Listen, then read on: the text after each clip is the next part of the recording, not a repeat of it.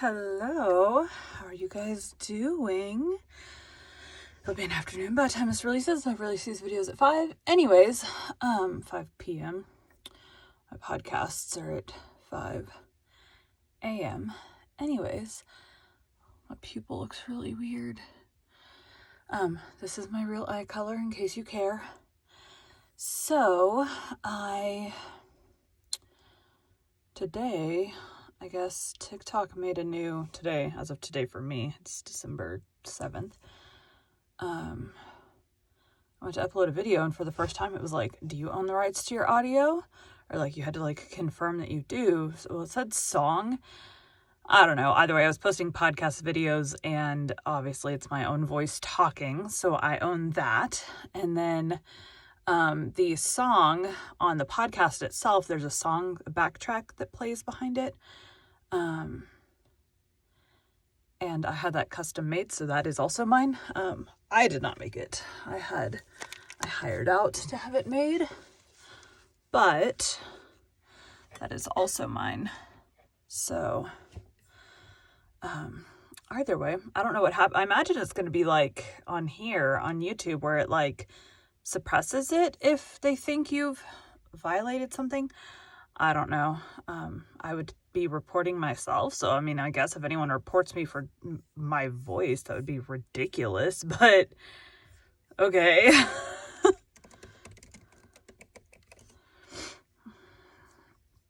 We are finishing The Life and Adventures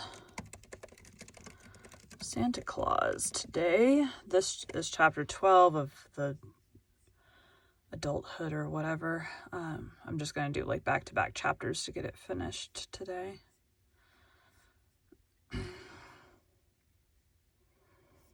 Okay, I didn't have my thing pulled up, so wait for that. Why do I have 6 reminders? I did that, and I did that. That's why. I do have 4 that I need to do. I have a book I need to finish reading. I have reminders set up for all of my narration deadlines, and that includes the reading of the book. So I have separate ones for all these. Reading the book, the first 15 of the book, which is, I typically just do the first 15 minutes of the book minus any like prologue. So the first 15 of the book, so I have separate ones for reading it, first 15 of it, and then the actual like finishing of the book. And I have them set in the reminders on my iPhone, Mac, iPad, whatever, they all sync together. I have it set up in there with the dates that those things are due, along with it being on my calendar. I've never switched away from Google Calendar for as long as I had Android phones years ago, and so I've just been using Google Calendar ever since. But I have everything also on my calendar. That makes it easier, so I will schedule out, like, if a book's going to take me, the one I'm working on now, I think was a 10-day to record one, I will, like, block out 10 days where I put that book's name on there. So I'll block out the 10 days needed to record that. So when I get new book contracts, I can see when I have available and when I don't. And then I have some right now. So typically those are colored in green for the blocked out sections. The actual like deadlines are in maroon. And then I have a couple books that are kind of like flexible deadlines right now. So I have those in red so that I know like, hey, we're not actually sure when we're doing this. So I have it like scheduled. But I keep pushing them back as I haven't heard from the author yet. So it's one of those, as soon as the author's ready, I'll get it done. But the author is not ready yet. I have one of those I should be getting in March. Last year, I got the contract in March to be recorded by April. We'll see what they do next year. Today we'll be continuing The Life and Adventures of Santa Claus by L. Frank Baum. 12. The First Christmas Tree. Claus had always kept his promise to the Knooks by returning to the Laughing Valley by daybreak. But only the swiftness of his reindeer had enabled him to do this, for he travels over all the world. He loved his work, and he loved the brisk night ride on his sledge and the gay tinkle of the sleigh bells. On that first trip with the 10 reindeer, only Glossie and Flossie wore bells. But each year thereafter for 8 years, Claus carried presents to the children of the Gnome King. And that good-natured monarch gave him in return a string of bells at each visit, so that finally every one of the 10 deer was supplied. As you may imagine, what a merry tune the bells played as the sledge sped over the snow. The children's stockings were so long that it required a great many toys to fill them, and soon Claus found there were other things besides toys that the children loved. So he sent some of the fairies, who were always his good friends, into the tropics, from whence they returned with great bags full of oranges and bananas, which they had plucked from the trees. And other fairies flew to the wonderful valley of Funnyland, where delicious candies and bonbons grow thickly on the bushes, and returned laden with many boxes of sweetmeats for the little ones. These things Santa Claus, on each Christmas Eve, placed in the long stockings, together with his toys, and the children were glad to get them, you may be sure. There are also warm countries where there is no snow in winter, but Claus and his reindeer visited them as well as the colder climates, for there were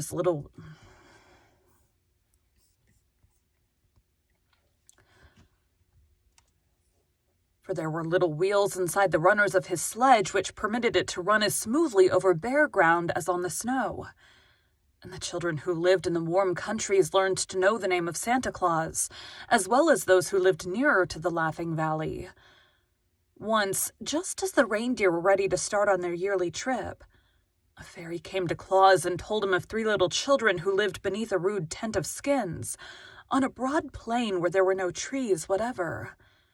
These poor babies were miserable and unhappy, for their parents were ignorant people who neglected them sadly. Claus resolved to visit these children before he returned home, and during his ride he picked up the bushy top of a pine tree which the wind had broken off, and placed it in his sledge. It was nearly morning when the deer stopped before the lonely tent of skins where the poor children lay asleep. Claus at once planted the bit of pine tree in the sand and stuck many candles on the branches. Then he hung some of his prettiest toys on the tree, as well as several bags of candies. It did not take long to do all this, for Santa Claus works quickly, and when all was ready, he lighted the candles and, thrusting his head in at the opening of the tent, he shouted, "Merry Christmas, little ones!" With that, he leapt into his sledge and was out of sight before the children, rubbing the sleep from their eyes, could come out to see who had called them. You can imagine the wonder and joy of those little ones, who had never in their lives known a real pleasure before, when they saw the tree sparkling with lights that shone brilliant in the gray dawn, and hung with toys enough to make them happy for years to come. They joined hands and danced around the tree, shouting and laughing until they were obliged to pause for breath. And their parents also came out to look and wonder, and thereafter had more respect and consideration for their children, since Santa Claus had honored them with such beautiful gifts. The idea of the Christmas tree pleased Claus, and so the following year he carried many of them in his sledge and set them up in the homes of poor people who seldom saw trees, and placed candles and toys on the branches. Of course, he could not carry enough trees in one load of all who wanted them, but in some homes the fathers were able to get trees, and have them all ready for Santa Claus when he arrived. And these the good Claus always decorated as prettily as possible, and hung with toys enough for all the children who came to see the tree lighted. These novel ideas and the generous manner in which they were carried out made the children long for that one night in the year when their friend Santa Claus should visit them. And as such anticipation is very pleasant and comforting, the little ones gleaned much happiness by wondering what would happen when Santa Claus next arrived. Perhaps you remember that stern Baron Braun who once drove Claus from his castle and forbade him to visit his children. Well, many years afterward, when the old Baron was dead, and his son ruled in his place, the new Baron Braun came to the house of Claus with his train of knights and pages and henchmen, and dismounting from his charger, bared his head humbly before the friend of children.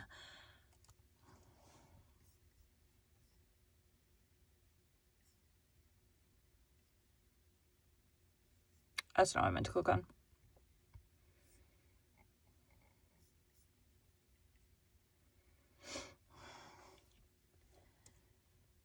My father did not know your goodness and worth, he said, and therefore threatened to hang you from the castle walls.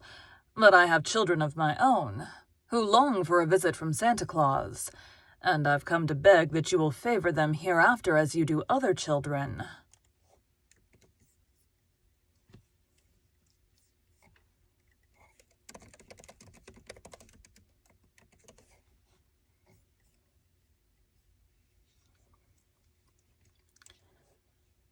Claus was pleased with this speech, for Castle Braun was the only place he had never visited, and he gladly promised to bring presents to the Baron's children the next Christmas Eve. The Baron went away contented, and Claus kept his promise faithfully. Thus did this man, through very goodness, conquer the hearts of all, and it is no wonder he was ever merry and gay, for there was no home in the wide world where he was not welcomed more royally than any king. Thank you for joining Bite at a Time Books today, while we read a bite of one of your favorite classics. Again, my name is Bree Carlisle, and I hope you come back tomorrow for the next bite of the life and adventures of Santa Claus. Okay, pause that, go back to that, save. Thanks, guys.